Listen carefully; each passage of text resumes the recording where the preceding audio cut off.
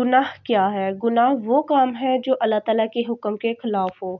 کبھی گناہ زبان سے ہوتا ہے جیسے جھوٹ اور غیبت، کبھی ہاتھ سے جیسے ظلم اور ناانصافی، اور کبھی دل سے جیسے تکبر اور نفرت۔ اللہ تعالیٰ کے نزدیک گناہ صرف عمل نہیں ہوتا بلکہ وہ انسان کے دل کو سیاہ اور روح کو کمزور کر دیتا ہے۔ حضور صلی اللہ علیہ وآلہ وصحبہ وسلم نے ہمیں ایک ایسے شخص کا واقعہ سنایا جو بہت بڑا گناہ گار تھا۔ وہ شخص اتنا آگے جا چکا تھا کہ اس نے 99 انسانوں کو قتل کر دیا تھا۔ اس کے دل میں نہ خوف باقی رہا تھا اور نہ ہی سکون۔ اس کے باوجود ایک وقت ایسا آیا کہ اس کے دل میں سوال پیدا ہوا، کیا میرے جیسے انسان کے لیے بھی اللہ تعالیٰ کی طرف واپسی کا کوئی راستہ ہے؟ اس نے ایک عالم کے بارے میں سنا اور اس کے پاس جا کر پوچھا، کیا میری توبہ قبول ہو سکتی ہے؟ عالم نے اس کے گناہوں کو سن کر کہا کہ تمہارے لیے اب کوئی معافی نہیں۔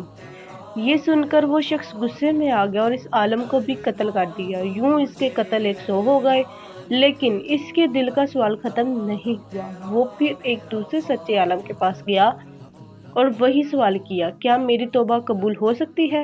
اس عالم نے کہا، تمہیں توبہ سے کوئی چیز نہیں روک سکتی، لیکن تمہیں اپنی جگہ چھوڑنی ہوگی، اس بستی کو چھوڑنا ہوگا جہاں تم نے گناہ کیے، اور نیک لوگوں کے درمیان جا کر نئی زندگی شروع کرنی ہوگی۔ وہ شخص سچی نیت سے اس راستے پر چل پڑا، دل میں خوف بھی تھا اور امید بھی، لیکن راستے میں ہی اس کی موت آ گئی۔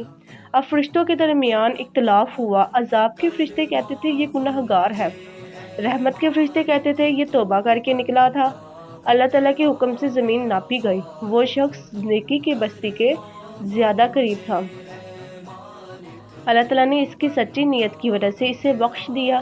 حضور صلی اللہ علیہ وآلہ وصحبہ وسلم نے ہمیں یہ واقعہ اس لیے سنایا تاکہ ہمیں یہ سمجھ آ جائے کہ اللہ تعالیٰ کے ہاں گناہوں کی گنتی نہیں دیکھی جاتی بلکہ دل کی سچائی دیکھی جاتی ہے۔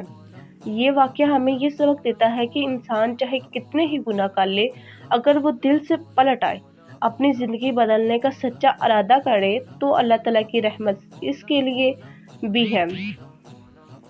سچی توبہ وہ ہوتی ہے جس میں انسان گناہ چھوڑ دے، شرمندہ ہو اور دوبارہ نہ کرنے کا پختہ ارادہ کرے۔ اللہ تعالیٰ کی رحمت کبھی بند نہیں ہوتی، دروازہ بند ہم خود کرتے ہیں۔